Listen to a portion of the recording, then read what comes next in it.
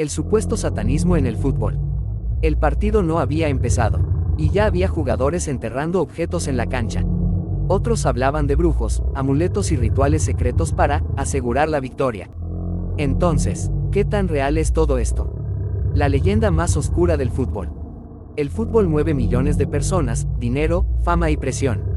Y cuando hay tanto en juego, aparecen historias que parecen sacadas de una película.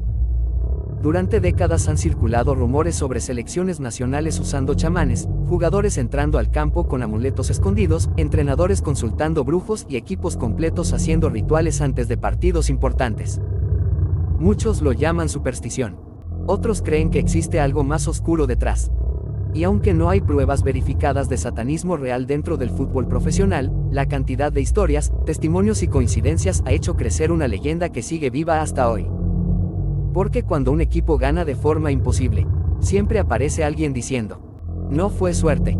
Y lo más curioso es que algunas de estas historias sí ocurrieron de verdad. No como películas de terror, pero sí como hechos documentados que mezclan tradición, cultura, miedo y desesperación por ganar. Hoy vamos a entrar en una de las teorías más polémicas del deporte. Los supuestos rituales, la brujería africana, las maldiciones futbolísticas y las historias que hicieron creer a millones que el fútbol tiene un lado oculto. El fútbol y las supersticiones. Antes de hablar de rituales extraños, hay algo importante que entender. El fútbol siempre ha estado lleno de supersticiones. Jugadores que usan los mismos calcetines durante toda una racha ganadora. Porteros que pisan primero con el pie derecho. Entrenadores que jamás cambian de asiento si el equipo está ganando. Y aficionados que creen que ponerse cierta camiseta da suerte. Eso pasa en todo el mundo. Pero en algunos países, especialmente en partes de África y América Latina, las creencias espirituales forman parte de la cultura cotidiana. Y ahí es donde el tema se vuelve mucho más intenso. Porque algunas selecciones y clubes fueron vinculados públicamente con rituales tradicionales realizados antes de partidos importantes. No ocultos, no secretos, sino abiertos y conocidos por mucha gente. La famosa brujería en el fútbol africano. Uno de los casos más conocidos ocurrió alrededor de varias selecciones africanas en torneos internacionales. Durante años, medios deportivos y periodistas hablaron sobre equipos que trabajaban con hechiceros o marabús. Un marabú, en algunas regiones africanas, es una figura espiritual relacionada con consejos religiosos, protección o rituales tradicionales. En muchos lugares esto no se ve como algo oscuro. Se considera parte de la cultura. Pero cuando el fútbol entró en escena, las historias explotaron. Se hablaba de baños rituales antes de los partidos. Objetos enterrados cerca de las porterías. Amuletos escondidos bajo las camisetas. Polvos esparcidos en el césped. Y jugadores realizando ceremonias para bloquear al rival. La prensa internacional empezó a cubrir estas historias desde hace décadas. Especialmente durante torneos como la Copa Africana de Naciones y algunos mundiales. Y aunque muchos relatos fueron exagerados por los medios, varios entrenadores y futbolistas sí reconocieron públicamente creer en prácticas espirituales tradicionales. No necesariamente satanismo, pero sí rituales de protección o buena suerte. El caso de la selección de Camerún. Uno de los equipos más mencionados en estas historias fue la selección de Camerún. Especialmente durante las décadas de los 80 y 90, cuando comenzaron a sorprender al mundo con actuaciones históricas. Muchos aficionados empezaron a crear teorías diciendo que algo sobrenatural ayudaba al equipo. La realidad es mucho más simple. Algunos jugadores y miembros del entorno creían en rituales tradicionales africanos relacionados con protección espiritual y confianza emocional. Eso fue reportado por distintos medios internacionales durante años. Incluso hubo historias sobre líderes espirituales visitando concentraciones antes de partidos importantes. Pero jamás se presentó evidencia real de prácticas criminales o satánicas. Aún así, el mito siguió creciendo. Porque el fútbol ama las historias misteriosas. Y cuando un equipo desafía todas las expectativas, la gente siempre busca explicaciones imposibles. La maldición más famosa del fútbol africano. Ahora viene una de las historias más increíbles. La supuesta maldición de la selección de Ghana. Todo comenzó alrededor de rumores relacionados con prácticas espirituales utilizadas en competencias importantes. Durante años, aficionados aseguraban que ciertos equipos protegían sus victorias mediante rituales. Pero también aparecieron historias sobre maldiciones lanzadas contra rivales. En 2010, durante el Mundial de Sudáfrica, Ghana estuvo a segundos de convertirse en la primera selección africana en llegar a semifinales. Y entonces ocurrió una de las jugadas más famosas en la historia del fútbol. El delantero uruguayo Luis Suárez detuvo con la mano un balón que iba directo al gol. Fue expulsado. Ghana recibió penal. Y todo el continente africano estaba viendo. Pero el penal fue fallado. Uruguay avanzó. Y millones de personas comenzaron a hablar de maldiciones, energías y brujería. No porque existieran pruebas, sino porque el momento fue tan dramático que parecía irreal. Desde entonces, la historia sigue siendo parte de la cultura popular del fútbol. Los clubes que contrataban brujos. No solo las selecciones fueron señaladas. También varios clubes. Especialmente en ligas africanas y sudamericanas. En algunos casos, dirigentes reconocieron contratar figuras espirituales tradicionales para motivar al equipo o atraer buena suerte. Suena extraño. Pero hay que entender el contexto cultural. En muchas regiones, consultar líderes espirituales es algo común. El problema apareció cuando algunos medios internacionales empezaron a usar palabras como magia negra o satanismo para describir cualquier ritual tradicional. Eso generó polémica, porque mezcló creencias culturales con teorías extremas. Y ahí comenzó el miedo. El caso del juju. Uno de los términos más repetidos en estas historias es juju. En países como Nigeria y Ghana, el término suele relacionarse con objetos o rituales espirituales tradicionales. En el fútbol, durante años circularon historias de jugadores usando juju para protegerse o para afectar psicológicamente al rival. Algunas anécdotas hablaban de equipos negándose a entrar al campo porque encontraban objetos extraños cerca del vestidor. Otras mencionaban árbitros obligando a retirar amuletos antes de los partidos.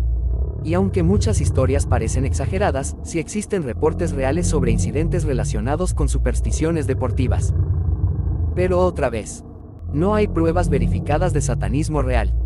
La mayoría de estas prácticas están más relacionadas con creencias populares y rituales culturales que con organizaciones oscuras o cultos secretos. Cuando el miedo entra al vestidor. Ahora imagina esto. Eres futbolista. Vas a jugar la final más importante de tu vida. Y antes del partido alguien te dice que el rival hizo un ritual para que pierdas.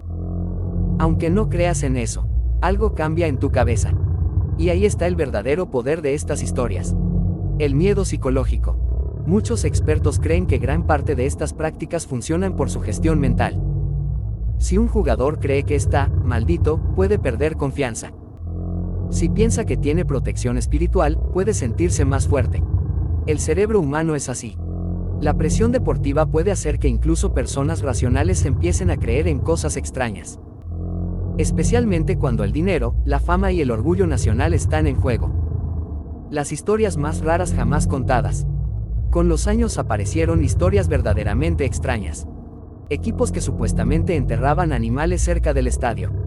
Jugadores bañándose con mezclas especiales antes de partidos. Entrenadores que prohibían tocar ciertos objetos. Y hasta rumores sobre camisetas malditas. Muchas de estas historias nunca pudieron comprobarse. Otras fueron simples inventos creados por tabloides deportivos para generar polémica. Porque el misterio vende. Y el fútbol es el escenario perfecto para crear leyendas. Pero algunas anécdotas sí quedaron registradas en periódicos y reportajes serios. Como árbitros suspendiendo partidos por objetos rituales encontrados en la cancha. O federaciones investigando denuncias relacionadas con supersticiones deportivas. Nada paranormal. Nada demoníaco. Pero sí suficientemente extraño para alimentar la imaginación colectiva. El problema con Internet. Aquí es donde todo explotó. Con la llegada de redes sociales y YouTube, miles de historias comenzaron a circular sin contexto. Videos editados. Fotos manipuladas. Jugadores rezando convertidos en rituales satánicos. Celebraciones normales interpretadas como símbolos ocultos. Y millones de personas comenzaron a creer cualquier cosa.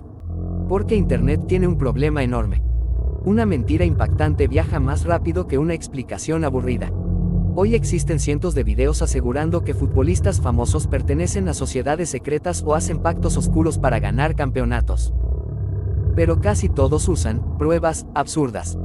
Como gestos con las manos. Celebraciones. símbolos sacados de contexto, o teorías imposibles de comprobar. ¿Por qué la gente cree estas historias? Porque el fútbol es emocional. Cuando alguien pierde una final dolorosa, cuesta aceptar que simplemente el rival jugó mejor. Entonces aparecen explicaciones alternativas. El árbitro estaba comprado. Había algo raro. Eso no fue normal. Y las teorías crecen. Además, el deporte tiene momentos tan improbables que parecen milagros. Goles imposibles. Remontadas históricas. Errores increíbles. Coincidencias absurdas. Y el ser humano odia sentir que algo ocurrió por pura casualidad.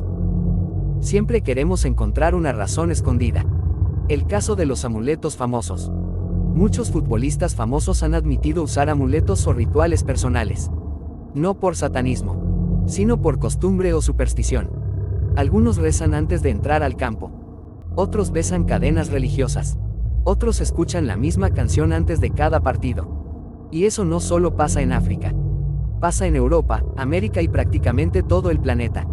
El deporte profesional está lleno de rutinas mentales. Porque la presión es gigantesca.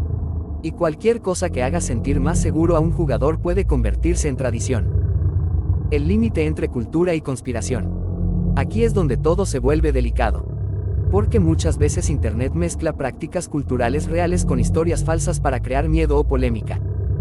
No todo ritual tradicional significa algo oscuro. No toda superstición es peligrosa. Y no toda creencia espiritual tiene relación con satanismo. Eso es importante decirlo. Especialmente porque muchas culturas africanas fueron malinterpretadas durante años por medios internacionales. Al mismo tiempo, también es cierto que algunos equipos y personas sí promovieron historias misteriosas para intimidar rivales. Porque el miedo psicológico puede convertirse en ventaja deportiva. Y en el fútbol, cualquier ventaja importa. El momento más polémico. Quizá uno de los momentos más comentados ocurrió cuando varios jugadores africanos hablaron públicamente sobre la influencia de líderes espirituales dentro del fútbol local. Algunos decían que ciertos clubes no tomaban decisiones importantes sin consultar figuras tradicionales. Otros afirmaban haber visto rituales antes de partidos. Las declaraciones aparecieron en entrevistas reales y medios deportivos. Y eso hizo que el tema creciera muchísimo. Pero otra vez, hablar de espiritualidad o superstición no significa automáticamente satanismo. Muchas historias fueron exageradas por programas sensacionalistas que buscaban audiencia. Y con el tiempo, la línea entre realidad y ficción desapareció. El fútbol necesita mitos. Y quizá esa sea la verdadera respuesta.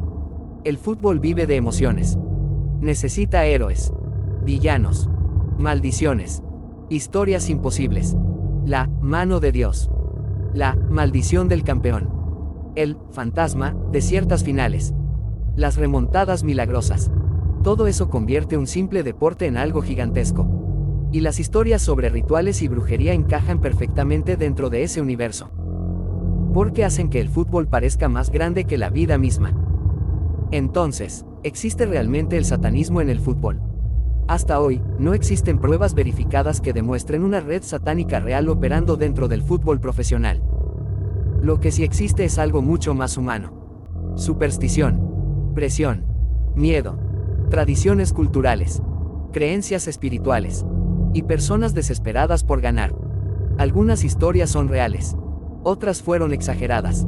Y muchas simplemente nacieron porque Internet ama convertir cualquier cosa en conspiración. Pero eso no significa que la leyenda vaya a desaparecer. Porque mientras exista fútbol, siempre habrá alguien buscando una explicación sobrenatural para lo imposible. Y quizá por eso estas historias nunca mueren. Porque el fútbol no es solo un juego. Es emoción, fe, esperanza, miedo. Y a veces, cuando un estadio entero contiene la respiración durante un penal decisivo. Hasta las personas más racionales sienten que algo invisible está pasando.